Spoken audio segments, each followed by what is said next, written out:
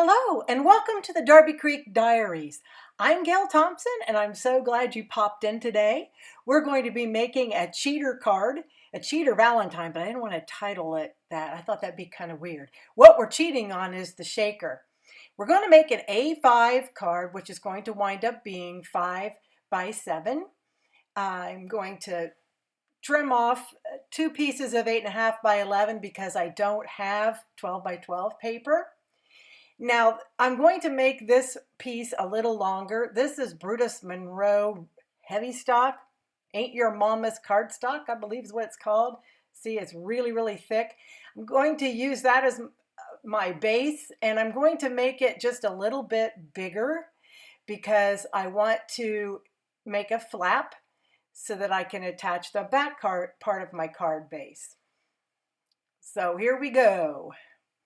This card's not going to have a lot of bulk, but it is going to have some weight, so you want a really heavy cardstock for your base.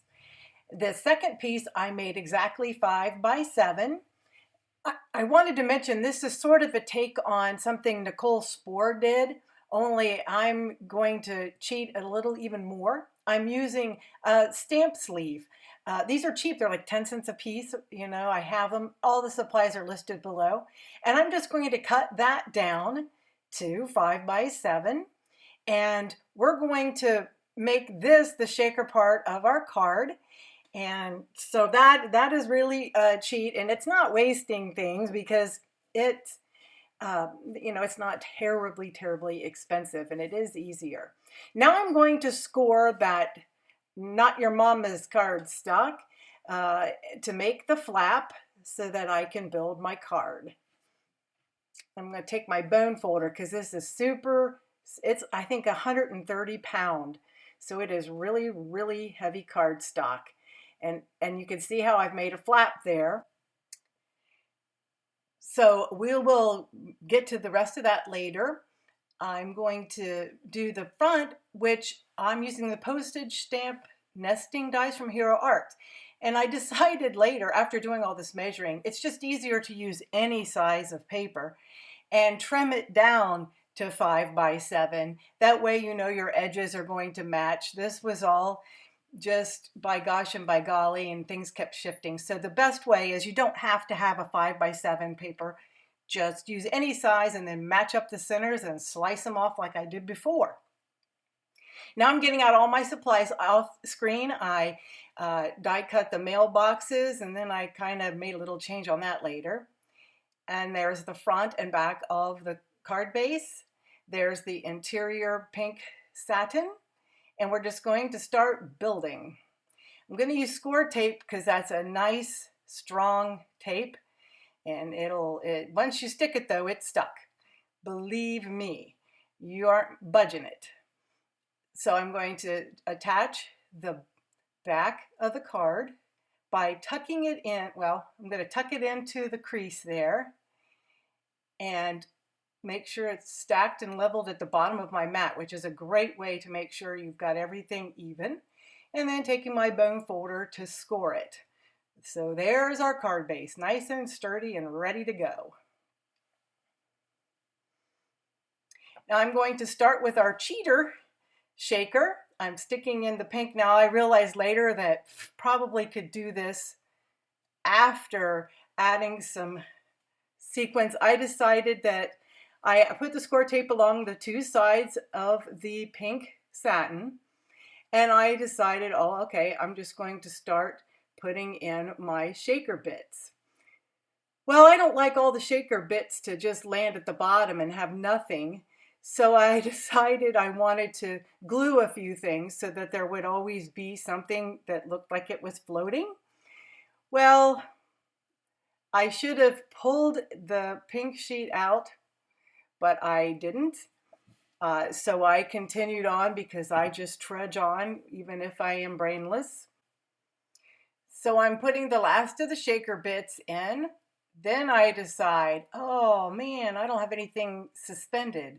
So I start to glue pieces in behind the plastic, and it was just difficult. It was a mess. So taking it out and would be the only real way of doing it. And so, but I trudged on there for a minute, and then I decided I'd pull the whole thing out, which I decided to spare you but I wanted to leave it in so you know that things don't always go perfectly on videos. There are lots of times we have to correct things. So now I'm taking off the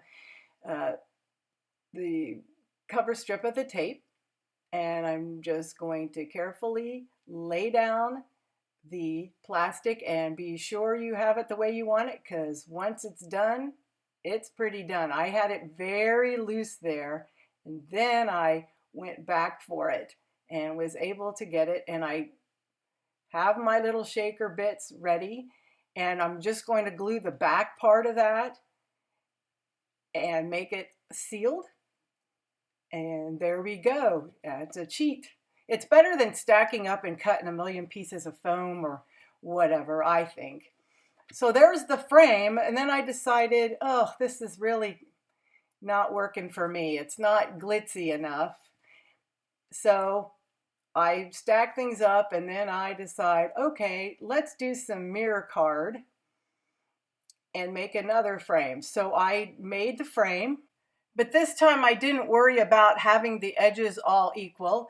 I just put it up against the first one, and I'm going to tape it together, and then I'll just trim off the excess, and that is way easier than the measuring. Plus, I think it's probably more accurate, especially by the way that I measure. I got out my guillotine trimmer because I really think that that is the best way to go. You can slide it there and get right up to the edge. And then I'm just going to continue on. And by the magic of television, we are on the last edge. And make sure you keep your fingers away there, but that's what that guard's for. So I'm going to start gluing my frame together. I love the glitter art glue. It dries clear and matte, and I always make sure to put the little needle back in so it doesn't clog, and I don't have much trouble with it when I do that.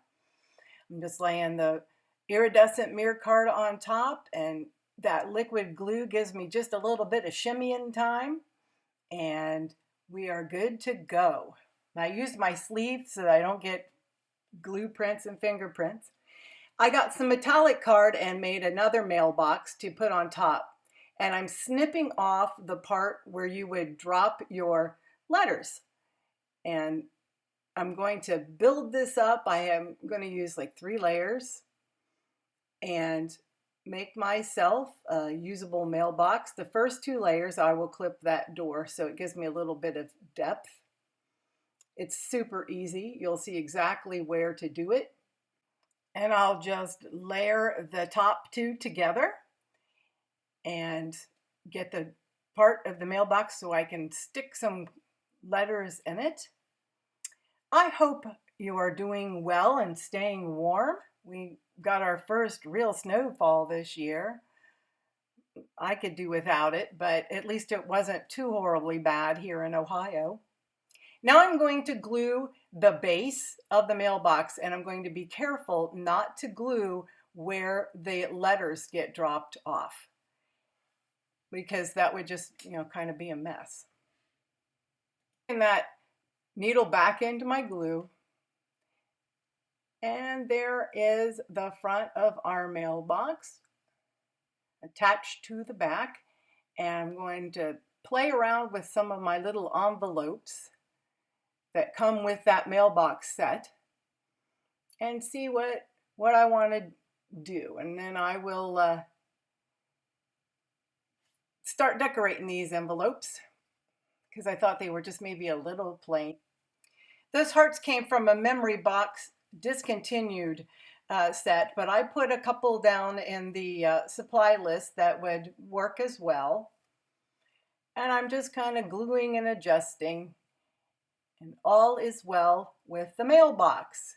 So we are just going to continue on now and put it up on the front of the mirror card and start gluing everything down. The easiest way is to tuck in the edge to the edge of that waffle flower media mat, and I have the card front flipped open so I can see exactly where the top is. And I just put glue on that bottom panel and glued it down. Press on it for a couple of seconds. And now I'm going to just add the frame, same way. Lining it up at the bottom with everything else. And pressing it into place. That's why I use liquid glue. Gives you that wiggle room. I'm going to apply the mailbox down in the corner.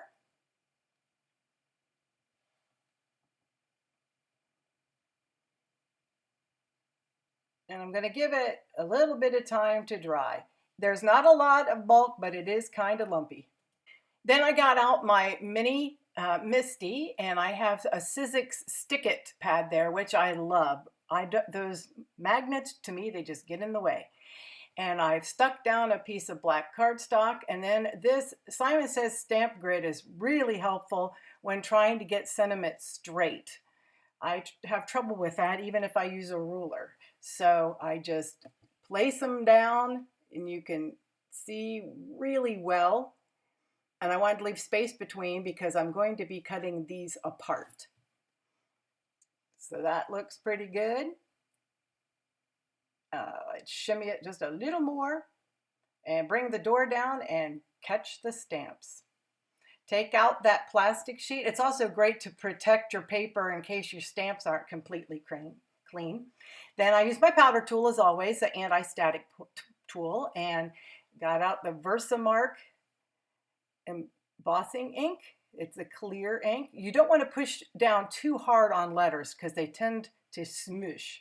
So just lightly press on your letters.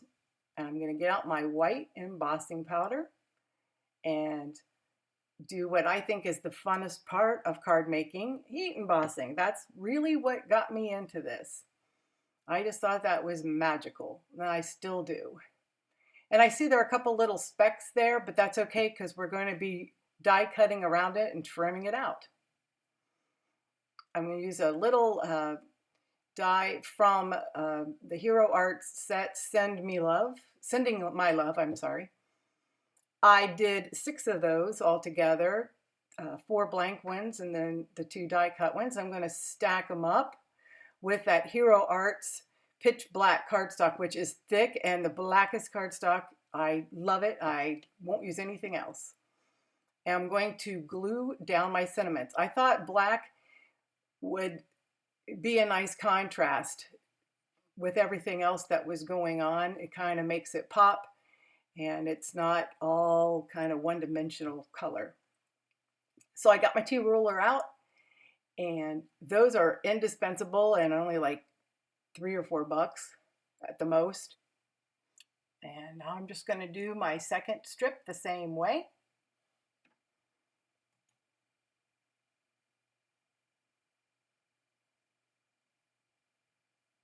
I'm trying to keep it off the edge the same or almost the same depth as I did the mailbox. And I'm going to put my phone on top to let it dry because it is getting glued on plastic. So then I'm going to figure out, I want a jumble of letters at the bottom. I want the mailbox to be overflowing. So I'm just gluing some more envelopes randomly at the bottom, just trying to mix up the colors a little bit. And I'm finishing up and making sure everything is glued down, and then I decided to kind of reinforce some glue up top. And here is our project.